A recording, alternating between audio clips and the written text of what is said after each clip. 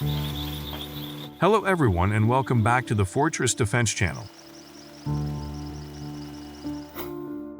Repairs to the beleaguered HMS Prince of Wales warship could run into the millions of pounds and the Ministry of Defense could be footing the bill.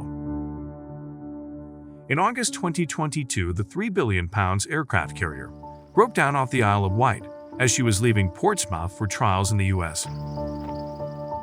The Royal Navy aircraft carrier had only been at sea a day before an emerging mechanical issue led to it breaking down off the south coast, shortly after embarking for exercises in the US. Since then, she has been undergoing repairs, meaning the huge carrier has now spent more time in dry dock than at sea.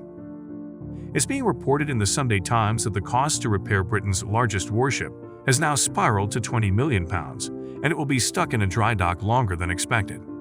Inspections by divers and engineers found that the 33-ton starboard propeller, the same weight as 30 Ford Fiesta cars, had malfunctioned, with a coupling holding it in place breaking.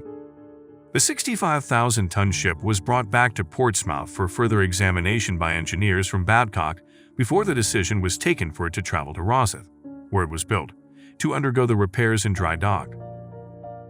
This comes after separate shaft on board HMS Prince of Wales has been found to have similar issues to those which caused the aircraft carrier to retreat for repairs last year. A Royal Navy spokesperson said, "We expect HMS Prince of Wales to commence her operational program as planned in autumn 2023. This will include flying training and trials. An investigation is underway to establish the cause of the starboard shaft failure, and once complete, ministers will provide an update on the outcome." The operational program is expected to include exercises with the F-35B Lightning jets.